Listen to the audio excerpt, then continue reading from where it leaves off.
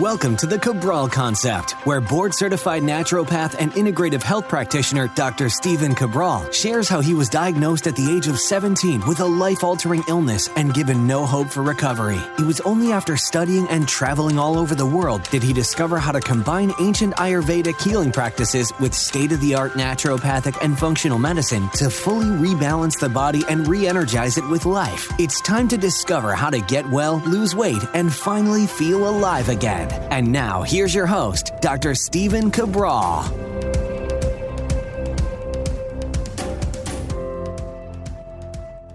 Welcome back, everyone. This is a very special edition of the Cabral Concept. For those of you who have been a part of the community for many years now, you know I've always talked about my dog, Moose.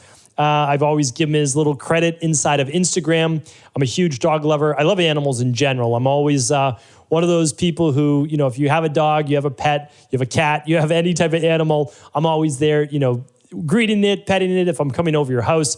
I've always loved animals. I really have. And I've always been just a huge fan of dogs. I grew up with boxers. I had 3 boxers, 2. And then when I was moving out, my family got another boxer.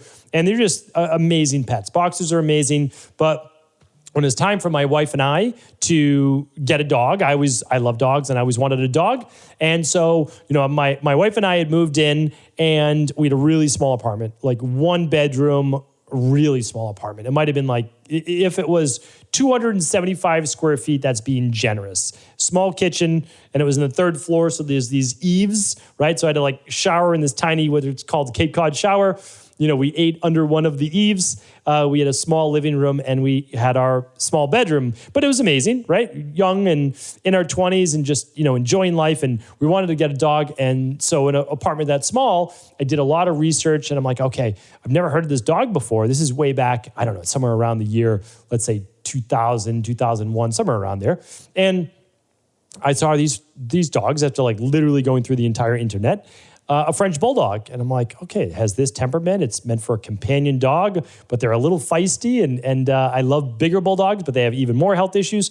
So I said, let's go see if we can find anybody with a French bulldog. And lo and behold, we did. And they're just such amazing dogs. They really are. And so we said, okay, you know, we're going to find a French bulldog breeder and we're going to get a French bulldog. And so, you know, that was our first dog. Now, his name was Turbo, and he was absolutely amazing. And, you know, when he passed away, we were living in Boston, not Providence.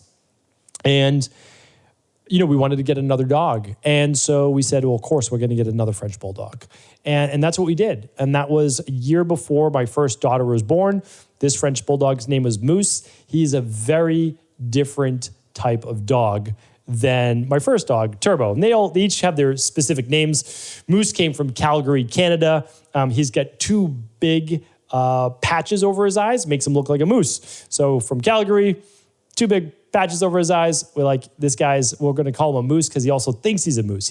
I always refer to him as, he was always the biggest dog in the fight, even when he wasn't, right? He was a feisty dog, very different than my first dog, Turbo, who just was a lap dog and, you know, really cuddly dog and all that. But Moose was the dog that if you wanted to play fetch, well, he would play fetch with you 100 times in a row. I've never even seen a French bulldog that wants to play fetch. Turbo would appease us with like 1 or 2 ball throws, but he was like, no, you go get the ball. I'm not interested.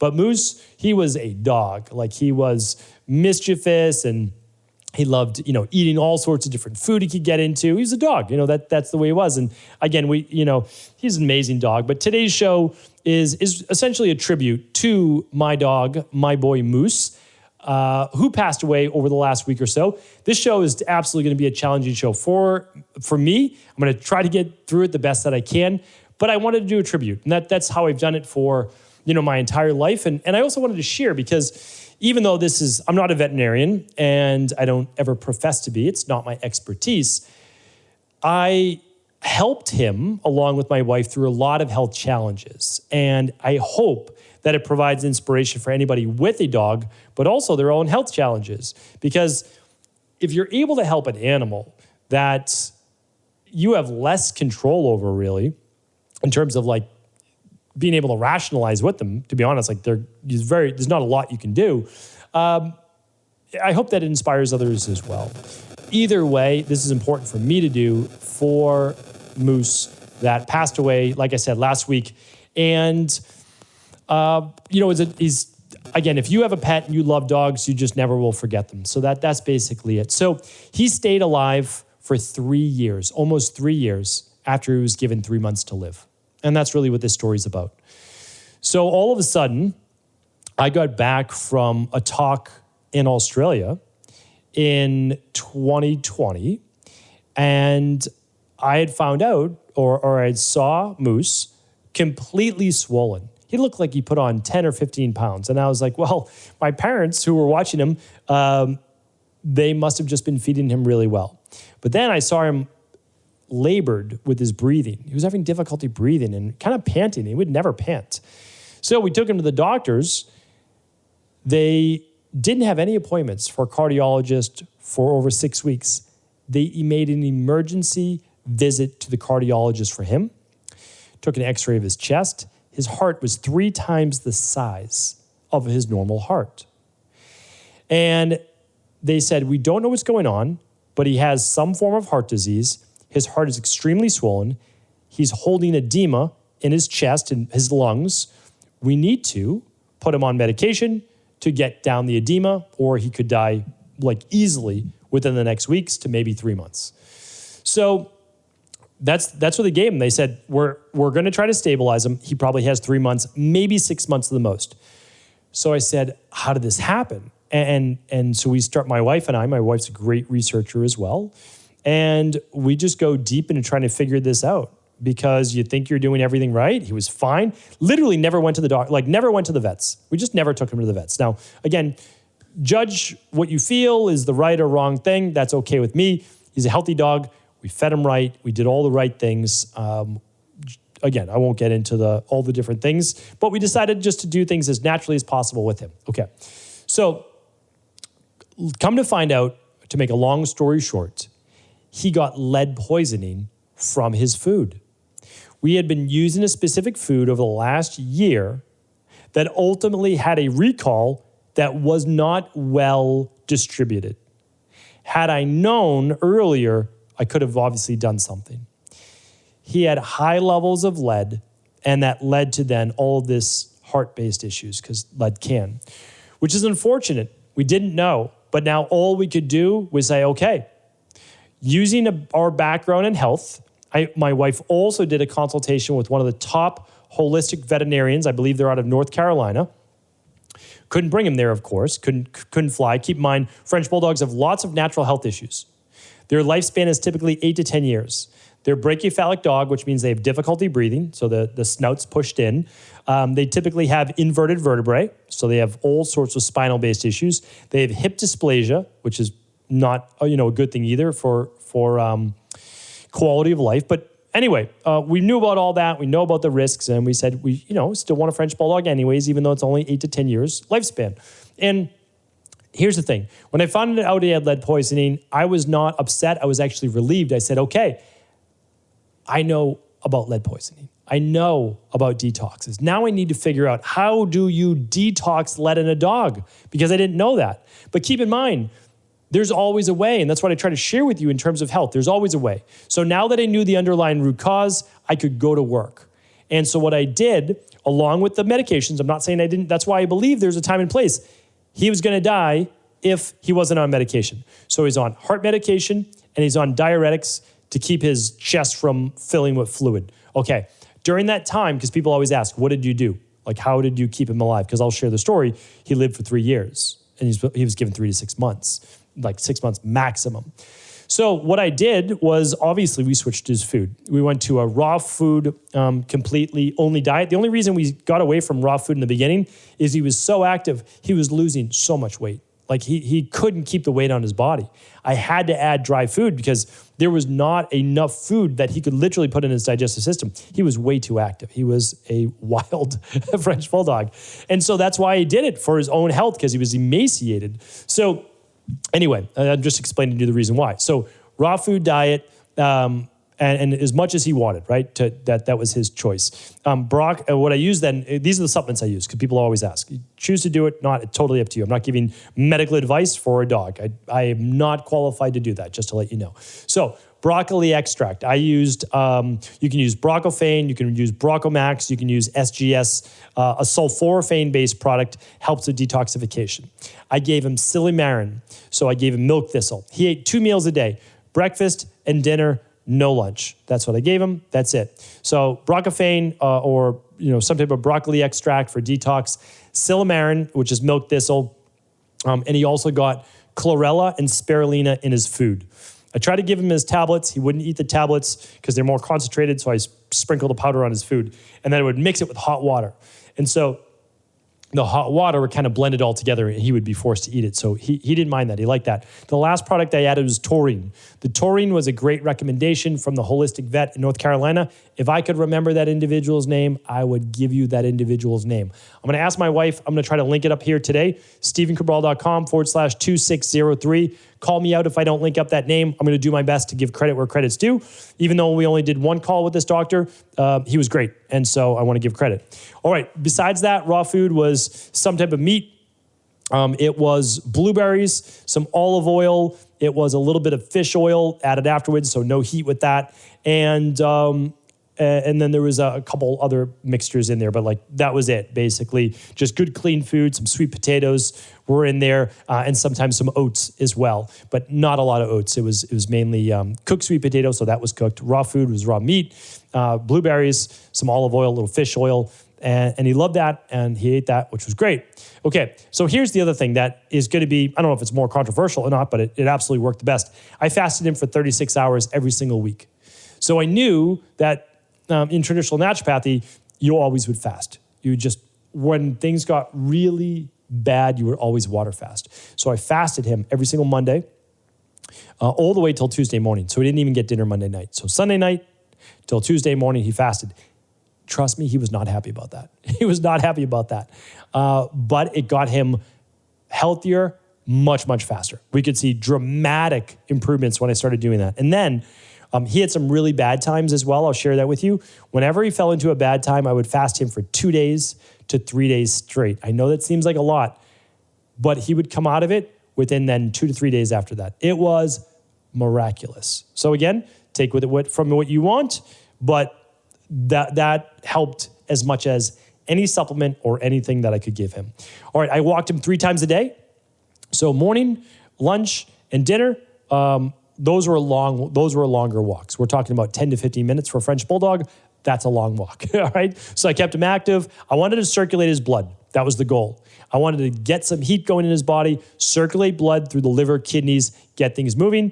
And then I also gave him as much spring water. So not tap, nothing like that, as much spring water as he could drink. And whatever he chose to, that was up to him. So here's the issue though.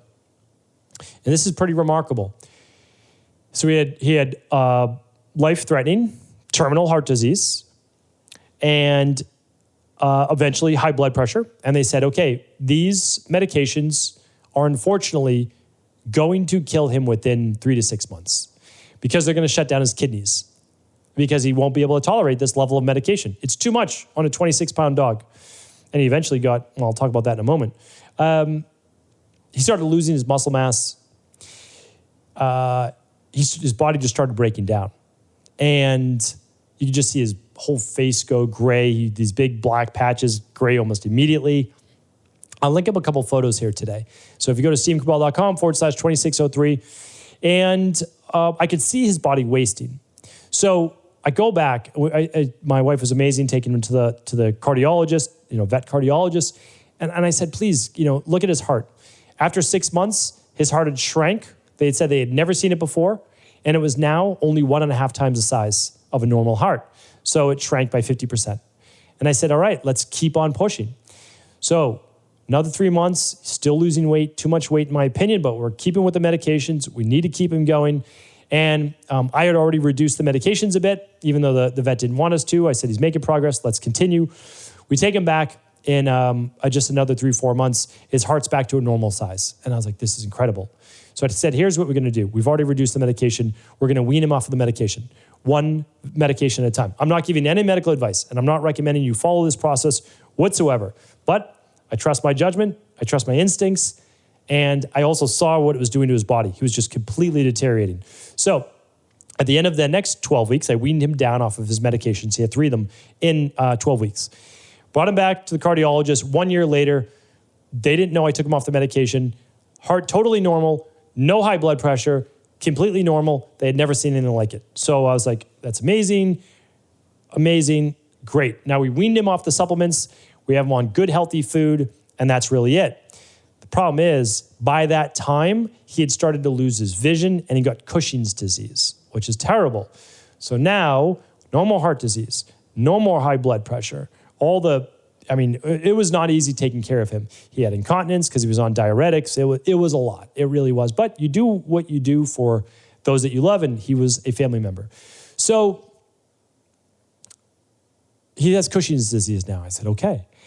I know how to help Cushing's disease in humans. How do you help Cushing's disease in animals? So I just started to do the research, started to work on it, using the doctor's medication along with my own herbal-based products and programs and working on all those different things. I started using melatonin at night. I started giving him all these little different nutrients. And lo and behold, after 4 months, no more Cushing's disease, which is, again, amazing. But by this time, he was already so emaciated. Cushing's disease is a high output of cortisol. So it basically just continues to break down the body. And he also got an ulcer in his eye. We don't even know how that happened. Who knows? And he got an infection and his eye actually erupted. I can't begin to tell you how gruesome that is. Hole in his eye, lost his vision. We say, okay, what do we need to do? Fast, water, good food, a little bit of fish oil, his nutritional supplements, all of these things. In 3 months, even though his eye was discolored, he actually grew back eye tissue. And he got maybe 10 to 15% of his vision back. He was falling off curbs before that. It was deplorable to see. And I still didn't want to put him to sleep. I didn't want to do those things yet. The doctors had never seen anything like it. And it's not a testament to what I did by any means. This dog just never gave up. He continued to get up every day, continued to do his thing. When he couldn't see, he still walked. The dog could not see. I know he had an ulcer in one eye, but the other eye had hardly any vision. They said he was almost completely blind, and he kept pushing on. The eye healed, the Cushing disease went away, but by the end, and this is bringing us right to the present, because he got rid of the Cushing's maybe 3, 4, 5 months ago, because this is over the span of 2.5 years. His birthday's in March. His body was so deteriorated. He weighed about 14 pounds. That was all that was left. You could see his spine, through obviously his back, his hip bones. He had, which happens with Cushing's disease. He had concave indents on his head. He just lost all of his muscle mass. He had lost almost like 50% of his fur when he had Cushing's. And it was tough. I mean, people saw him and they're like, what is wrong with that dog? He looked like he had mange. It was not good. He started to get more and more infections because his immune system was so shot because of the Cushing's. But he stood with us. We stood with him. And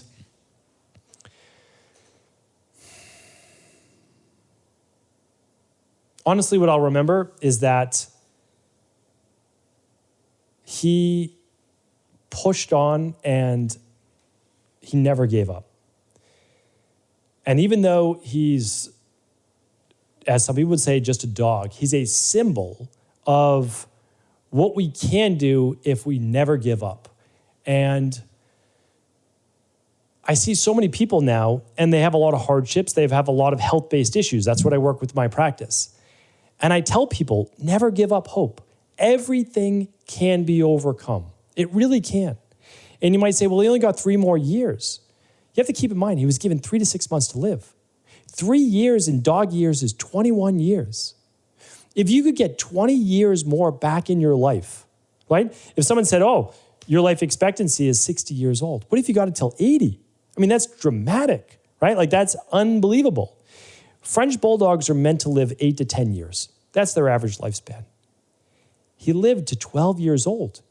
Even with all these health conditions, he still surpassed the highest normal life expectancy for a French bulldog by, what, about 20%? Even with heart disease, high blood pressure, Cushing's, and ulcerated eye, and all sorts of other health issues. So here's the thing. Just remember, he embodied this, a drive to survive. Do anything and everything you can to continue to push forward and survive. Keep fighting. It's always worth it. It is always worth it because if you push through the first barrier, you then figure out what you need to do through the next one. But you never get to the next level until you push through the first. So in my opinion, again, this is just an example of never giving up, working the process with all available means, continue to learn. I was a continual student during this whole time, and we just had to keep hope alive, and that's what we did. So thank you for allowing me to share this story. He really is the bulldog or the dog that defied all odds. And I just appreciate all of you listening to the story. It means a lot to me. So thank you. As always, I appreciate you. And I'm going to put a French bulldog picture of Moose at stephencabral.com/2603. Have an amazing day. Ever wonder what the best sauna, blue blockers, sleep trackers, wake lights, salt lamps, or other health gadgets are? Or what about the top non-toxic mattresses, sheets, soaps, bath products, toothpaste, and cookware? Or would you like to know the cleanest choices for hemp parts, meal delivery services, supplements, and much more? I personally curated, researched, and now created a resource page of all of my top picks that continues to grow each week. These are the exact products I use in my own life, with my family, in my private practice, and they're the ones I trust. To find out all of my up-to-date recommendations and all the details, simply head on over to stephencabral.com/resources.